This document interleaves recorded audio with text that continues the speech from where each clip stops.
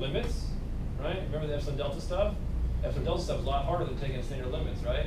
All proofs and whatnot. So there is a definition way of doing things, and the mathematicians find a simpler process to go through to accomplish the same thing that avoids the rigor or the trouble of the definition. Okay? So the epsilon delta proof you did once, just kind of see how it works, and you did regular limits all the other time. You did factor and cancel, and you did conjugate rule, right?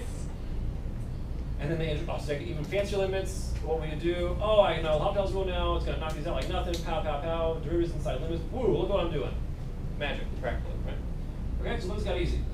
Derivatives. We had a limit definition of derivative, right? F of x plus f of x plus h minus f of h minus f of x over h. Limit as h goes to 0. And I had you do one of those in the exam. Maybe you found it, right? Because you have to use the definition. If I told you the same thing for x squared, what would you do? Right, 2x. I got a power rule now. Whew, that's easy. Power rule, no big deal. Okay? Now we're going to do the same thing. We're going to compute this area using the limit definition of definite integral. And in sections 5.3 and 5.4 and 5.5, we're going to have ridiculously simple ways to compute the exact same thing. And then it will have to do with antiderivatives. Right? So you kind of see how that works.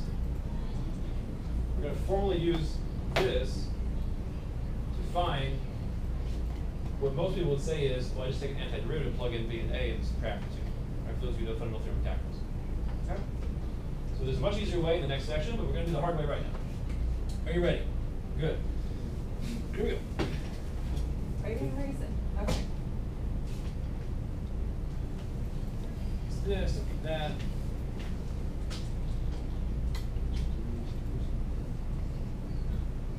Use that. I want the exact area underneath x squared minus 1 from 2 to 4. So according to my formula for definite integral, which is that, right? Definite integral is exact area. Exact area under curve. That's what that means. So the integral from a to b, what's a to b in our case? 2 to 4. The integral from 2 to 4 of f of x, it is x squared minus 1. dx. This dx is meant to mimic this construct here, right? These pile of symbols here came from these more original symbols. dx is meant to mimic the delta x on the end. D and delta both stand for displacements along the x-axis. Whereas this one is finite, this one is infinitesimally small. dx is the same as the ddx, same as, right? That small little, they call it differential. A little differential there. You have the function here, multiplied onto the dx, just like here. You got the function, I understand there's something fancy going on inside. You got the function times the delta x, same. Summation symbol. Here, this is a summation of a finite number of add-ins. This is going to be infinitely many.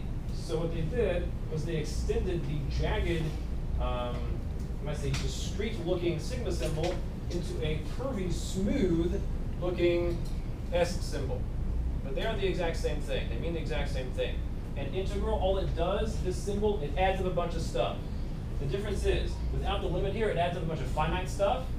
And over here, it adds up infinitely many rectangles. Right? So what difference between the two? Right. But what does this mean? Right now, in 5.2, before you know the fundamental theorem of calculus, it means this thing down here. So I've got to fill in this. So I need the limit as n goes to 0. Sorry, as n goes to infinity of summation I equals 1 to n. There is no n in this problem. There's no particular n, because you're going to take it to infinity in a second. So you don't pick one, and they don't give you one, right? Of the function, so that's x squared minus 1, but I've got to plug in a plus I delta x. Now, we did all this before, because you see, it's the same as the standard Riemann sum before we apply the limit. So we have this construct in Rosales notes at least, okay? So something squared is 2 plus I delta x. And delta x is what? A half, right? So we decided. I don't have it written there. Delta x is the same, whether it's finite or infinitely many rectangles, it's the same. So a half. Whoa. Sorry, what am I saying? That's just hog's not. Sorry, you gotta keep the n in there. B minus a on n. You cannot change this to a 4. So what we have now, b when I say is 2, 4 minus 2 is 2. you have 2 on n, you must keep it in that abstract representation, because n is going to change with the limit, right? So 2 on n. So we have 2 for a plus 2 on n I. Okay? That is inside the squaring function minus 1 times delta x, which is 2 on n. The 2 on n you can now not take outside the limit. The delta x is changing with the limit. So whereas we had a finite summation a minute ago, right? 1 to 4, so this became the 1/2 I mistakenly mentioned a second ago. You would be able to move that out, but now that n is changing, that means delta x is changing. You can take the 2 out, but the 1 on n would be stuck in here, all right? It's changing with the limit. So then we understand where that's coming from. Yeah? You said because it's going to infinity? Because n is changing with this limit, I cannot take it outside the limit. I could take the 2 on n outside the summation, but it cannot go outside the limit. It's not constant as regards the limit. Ah. So it's kind of interesting to watch out. So anything that has n in here, you can remove to outside the summation, but not outside the limit. Anything that has I cannot even go outside the summation because I is changing, right? As regards to summation. So be careful what you actually remove from these things. So this should be exactly the same we did before, except instead of having a half, instead of having half, we have 2 on n. That's the only difference between the two constructs, and you've got the limit symbol outside. Now we're just going to simplify like we did before. Alright, so what do we get? When we square, we get 4 plus what? 8 on n I? 8 on n I plus 4 on n squared I squared minus 1. Isn't it 4 plus 8 on n I squared? No, because when you multiply the 2 times the 2 on ni, you get 4 on ni. You're going to have 2 of those terms. You add those two together, it makes it 8. And the I just stays a single I because you're adding. But then once you take the 2 on ni times 2 on ni, that will give you this one, and I have a square on the I. Wait, what? Wouldn't that be 3 plus 8 ni plus 4 over n squared I? Well, yeah, I just kept the negative 1 there just for that. You're right, it's going to be negative 3 altogether, that's right.